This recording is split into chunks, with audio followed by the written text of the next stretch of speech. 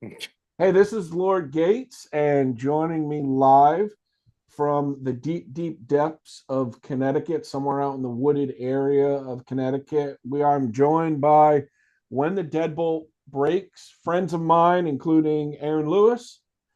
And then in the middle there, that's Amber Leigh. And then for the first time that I'm meeting you, there all the way to my left, that's Steve. Steve, how do you say your last name? Oh, Wieda. Yeah. Steve Wieda.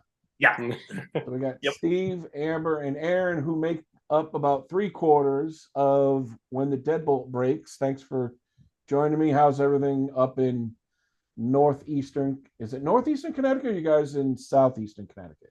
We're like Eastern, like kind of like Southeastern. Okay. How's everything up that way? It's toasty. Yeah. Satan's been breathing all along the East Coast. He's not making it fun.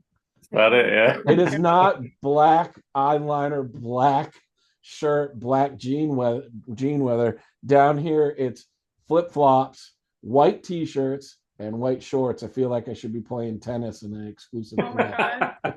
And I don't Wimbledon wear. has started. I don't wear white well. Yeah, exactly. So listen, it's kind of big news all around for you guys for When the Deadbolt Breaks. You got some cool stuff coming up. One of the big things is you have a brand new release that's coming up this Friday, which is June 27th, if you're watching this after the fact. Your new record is called In the Glow of the Vatican Fire, comes out on, is it Argonauta Records? Did I say that right? Yep. Cool. And for what I get, this is, so it's 20 years for you, and this is your 10th album? It's the 10th studio album, yeah. Wow. Full length studio album, yeah. So how long has the break been between the last album and this one? 2 years ish. Yeah, not long. It hasn't been long actually. Yeah. I mean we kind of started writing almost immediately after finishing the last set of records. So hasn't been really that long. So Okay. yeah. But this is your third record for Argonauta or second? This would be the it would be the third one actually. The third one. Because you guys Yeah. did kind of a double release at one point, right? With Weeping Angels, and what was the other one? I'm trying to hang on. I'm trying to make you bigger again. I'm already big That's enough. what If you she can said. make me smaller and thinner and smarter, I'd like that. There you are. All right. All right, cool. Yeah, you guys, I remember you guys had like two albums that came out at the same time. How long ago was that? Yeah, so that would have been Hope Valley Burns. Hope Valley. That's it. yeah. So one of those originally that was we had looked at that as being a double album, but it was kind of lofty at the time, and it's kind of looking back at it now, it makes sense that we decided not to do that. So we split it up into two albums. One came out on Argonauta, and the other came out on Electric Talon, which is based out of Pennsylvania. That's what it was, electric. Yeah, so we kind of split that up a little bit, which worked out, you know. And I guess we can say this one here is kind of the debut of Steve, right? It was on keys for Hope Valley. Oh, Yeah. okay. I got you. Wait a minute, are you on bass now? Yes. Yeah. I got you. Okay, so all the pieces of the puzzle are coming together. They don't really, you don't really lose one instrument. You just make the natural progression to something else. There's a lot of maneuvering. I mean, because when Hope Valley it was Rob on drums, Charlie on bass, Steve on keys, and myself. And then Charlie hit a point where he didn't want to do the touring anymore and kind of wanted to go off and do his own thing. So when he left, Steve and I had talked about it, and Steve moved over to bass. So at that point, we realized we kind of missed having the keys there, because that was a new thing for us. We'd never had keys before, but we missed that. So Amber, having the voice that she does, we had been drinking one night, and I had an idea, and we went down to the studio. And I have a bad habit of collecting musical gear and effects pedals and all sorts of stuff. And we put together a bunch of effects pedals, and I had her sing through those, and we decided this was going to be the thing. So she ended up becoming a full part of the band doing that. So she uses her voice almost like keys, but also sings as well. So Yeah, I will say, listening to the new, I got the advance on this, and listening to it, is it the second track, Deuce Volt? Is that how you say it? There's hope. Deus Volt, yeah. Deuce Volt. That's prolific with your vocals on that one, isn't it? It kind of kicks off right from the get-go. Yeah. And it's almost like a siren serrating you in to pull you into the ocean and drown your ass, but smiling the entire time, if that's the best way I can say it. It's definitely a beautiful. It's when the Deadbolt Breaks, to me, because I've always seen you guys play out live, and it's a very haunting live show. I always say it's kind of like, if you guys are kind of like the black sheep of the Neurosis style family, where you have to see this band live to really appreciate what you do. I think it's different for this album. You have to listen to this album and then go see them live to really appreciate them live. I got to say, this is a burner. I mean, this one is absolutely fantastic from start to finish. You've got long songs, you've got a little bit shorter songs. So is it what's the track that has Joaquin on it? Oh, that's Deep Well. Deep Well, yeah. Yeah, if anybody knows Joaquin, he's been in the hardcore kind of metal world in Connecticut for years. He's put shows on all over the place, the old, LNG and stuff, and just a super, super cool guy. Yeah. How did you go about on this one with the reformation of pulling like Rob? I know Rob Birkbeck, who is he's kind of the incestuous drummer throughout all of the Connecticut bands. He's floated around More Than Light, and he's been over in just a ton of bands. How did you guys approach it with him for putting drums on this record? Well, so Rob, Rob was in the band for a long time, So I think once we hit the end of this record, Rob just kind of hit a point where he just the touring kind of got hard for him. Doing a lot of shows got hard for him because with work and everything, and he just hit a point where he just didn't feel like doing that part of it. He got tired of doing that, which I understood because it's laborious. It's hard. It's unforgiving is really what it is, I guess, at the end of the day. So he had talked to us and he said, "Hey, I'll finish the record, but after that, I'm done." And we were, everybody was okay with this. It was mutually we agreed that was okay. So when he decided to leave, we had talked about, we actually tried out a couple of drummers, and we couldn't find that perfect mix. It was only like a couple of weeks that we auditioned people. I mean, we only auditioned a couple of people, but we couldn't find the perfect mix of people that could play the things that we wanted, but also could tour. And I don't even mean tour, because we don't tour extensively. We're not like doing months and months on end, but just play out of state for a couple weekends at a time, or they couldn't play blast beats, or they, it was just that mix. We couldn't find that perfect mix, which is like anything, it's hard to do, So Steve had this idea of programming drum tracks. Yeah. So the record is all Rob. Rob did the drums on the record, and he did an amazing job on it. His drum playing is phenomenal, but live now, the live tracks is basically like it's us playing, and there's a mix of some of the studio tracks that we've done and some that we programmed through a drum program. So it's kind of a balance of it, really. You mentioned going out on the road too. I've looked at your tour schedule coming up here. It looks like you guys are heading north. You're heading over the line, up in Canada, the land of poutine. Did that just fall into place, or were you approached by any of the clubs or anything to do Canada? So initially, being that it's been 20 years. This is the 10th record. I just kind of felt like it was the right timing. We were shooting for Europe, and we were actually in the midst of talking to other bands out that way. We were starting in London. We had a couple conversations going with different bands, and that was the original goal for this year, was to get out there and do it that way. But just certain things kind of changed our minds. We figured it wasn't quite the right climate for it, you know. Right. So knowing that the record was coming out, no matter what, we were like, you know, we don't want to let the good chance go, you know. So we were like, you know what, we haven't been to Canada since I think 2016, 2018. Yeah. I think the last time we were there was either 2016 or 2018. So we're like, you know what, let's see if we can try and make this happen. So we talked to some friends and started building a network, and we got a pretty good short run going for July. So yeah. You also, I mean, you're doing a few shows in Canada. You're also, it looks like it just got announced the other day. You guys are doing, you kind of start things off in New York on the 17th of July at a place called Nostalgia. Yeah.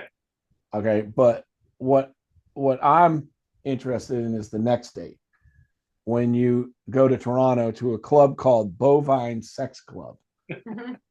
Tell me about that. I don't know much about it right now. So okay. We've got a buddy who's been helping us book shows. And so he's this guy Connor. He's been booking the shows, the Canadian side of shows. And actually, we're doing the Bovine Sex Club with our buddies, Old Time Moonshine, Bill Cole. Great band. Yeah. Fantastic guys too. Yeah, Bill Cole does all of our artwork, and you know, I mean, he's just a wonderful person, wonderful human being. The band is amazing, so we're excited to be able to play with them again. I haven't seen them in a while.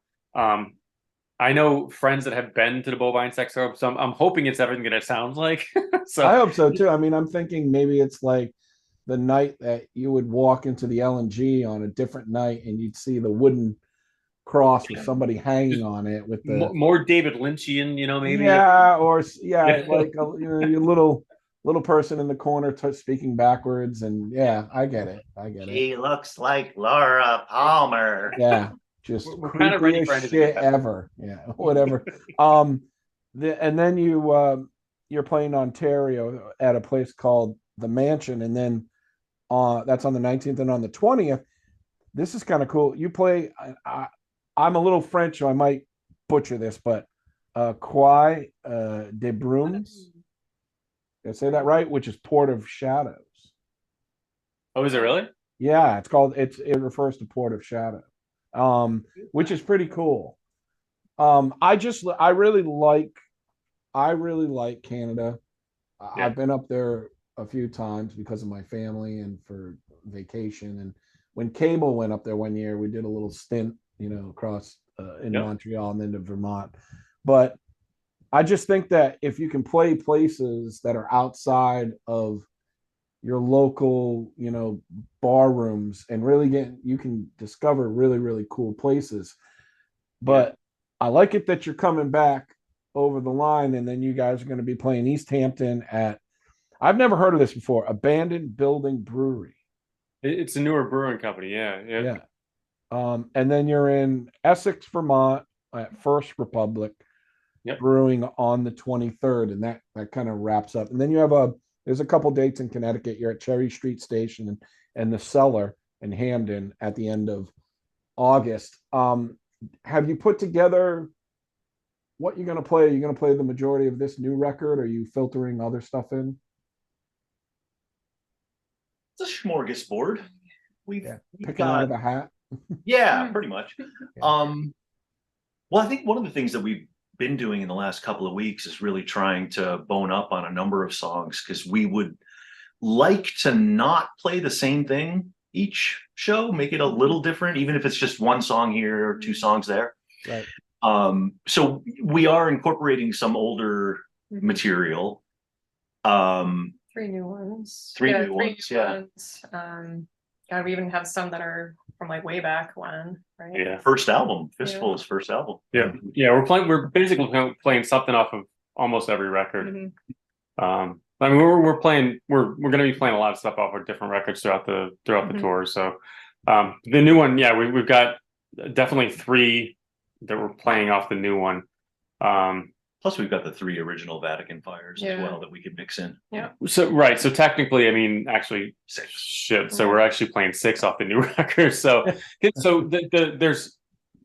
the record was kind of split. There's 3 songs off there that were originally for another project that we did called Vatican Fire. That's where part of the name comes from. That So Deus Vault, Coffin Walls, and whatever and N15692, whatever.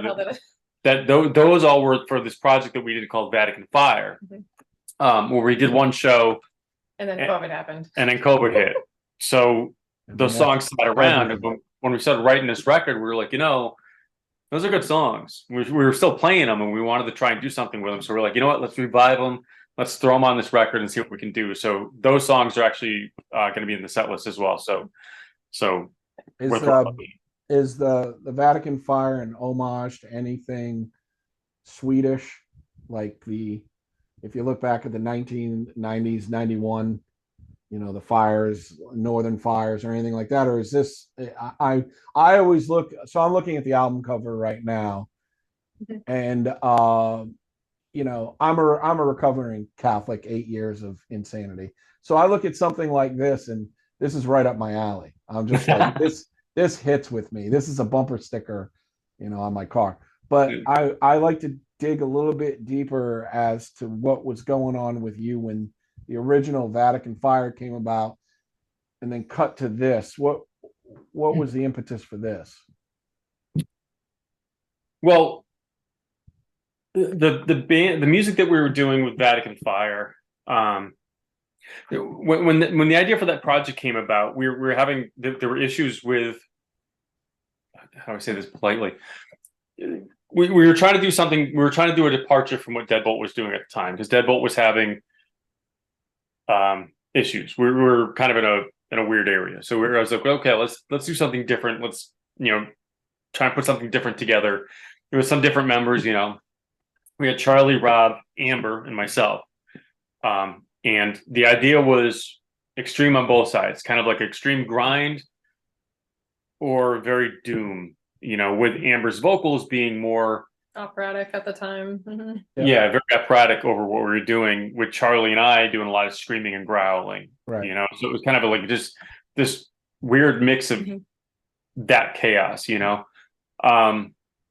and we had microphone stands made with these giant inverted crosses, and that was the live stage show. There was 3 giant inverted crosses with red lights on them. Those were our microphone stands, and you guys had hoods on, and we had hoods on, solid black, and that was the stage show, and the songs are based all around serial killers, and mostly, serial killers. Yeah, serial killers, religion, and horror, really. Yeah. So I don't remember exactly how we landed on the name of Vatican Fire. I don't remember. It was either me or Charlie, or myself that landed on it. I don't remember which one. I think Charlie would probably want me to take credit for that. So I guess I'll take credit for it. But it seemed to work at the time. So with the album cover, we have a friend who is a fantastic artist. We threw out some ideas, explained kind of what we're going for. Unfortunately, he's suffering with cancer right now. So he did a picture for us, and it wasn't full size. Like we didn't have a full size drawing of it, So what he sent us was basically a text message picture of what you see, the artwork, and it looked amazing. But he just didn't have it to get us a bigger picture of it, So we had sent that over to Bill Cole, and he's like, usually this isn't enough pixels to work with. So he worked his magic and made it into a fantastic album cover. So it's kind of like it's definitely prolific, and it looks very artistic. It would go very well up on the wall, like very and it speaks a lot too, along with the lyrics. Yeah, I was Catholic as well, and definitely had a departure from my religion. I took a lot of medieval history, like when I was in college, and Christianity and all these type of religious courses. So there's definitely parts in the new album that kind of speak to that, where the lyrics are very brooding, very, there's a lot from the grave and a lot of torture and dirtiness, and I loved it that when it got the advance, it came with all the artwork, the songs, and the lyrics. And it's the first time I've really sat down to look at your lyrics, because normally they'll come in a sheet, you know, and I'm kind of, you know, I'm more of a listener than, you know, that's, well, if you ask my wife, I don't listen, but I do listen. But I don't read a lot. I'm more of a visual person. And this is very, very intricate for the visual. I think so. I'm going to go out and just say this. So as far as the albums that you have put out, this is probably top 3 for me, because it does show a whole different side of what you guys have been doing. In 20 years, you're not trying to invent the wheel, but I think on this one, you've got some new spokes on it, and it really stands out. I think it's going to be one that you could play live out for quite a minute on this one. So appreciate that, man. I'm impressed with it. Very impressed. That means a lot. Yeah. The all right, so the nanobots are telling me that we have probably about 5 minutes left, because of, you know, I don't pay for, why am I going to pay for another service to record stuff? I'll just dump out, jump back on, and record 40 more. So I'm going to leave you with this. I think that the people that come and see When the Deadbolt Breaks, or who have been coming to see When the Deadbolt Breaks, they do kind of expect that sort of gloom and doom and theatrical. Are you getting away from that? Are you adding to it? Is there anything different that people are going to see live over the next couple months? I mean, we still, I guess the theatrical part of it's still there. It's still a very dark and loud experience, you know. So I wouldn't say it's. I mean, the band setup is different. We don't have a drummer, but I don't think you notice it so much, to be honest. You know. Yeah, I think one of the things that I found really attractive about doing mechanical drums, or the program drums, is the potential for bringing the visuals into it and having the visuals in time with the music. Yeah. Even if it's just start stop at the same time.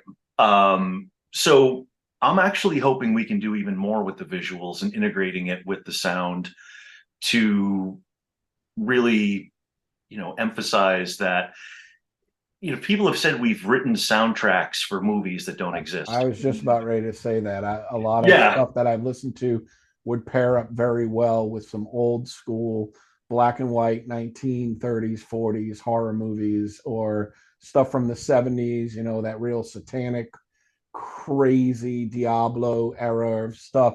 It kind of it flows with it. Yeah. I agree 100% with that. Yep. All right, so let me just say this. The new record, In the Glow of the Vatican Fire, by When the Deadbolt Breaks, comes out this Friday, June 27th. How can people tune in, get it? Are there hard copies, digital?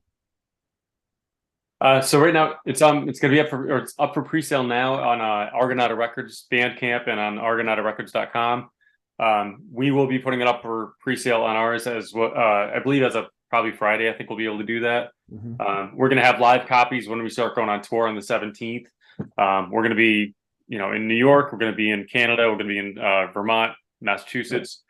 We got more dates coming after that. You know, and then after that, so the CD is going to come out first, and then the vinyl will come shortly after that, because the pressing plants are always a little bit late. But and then after that, it'll be on all streaming platforms.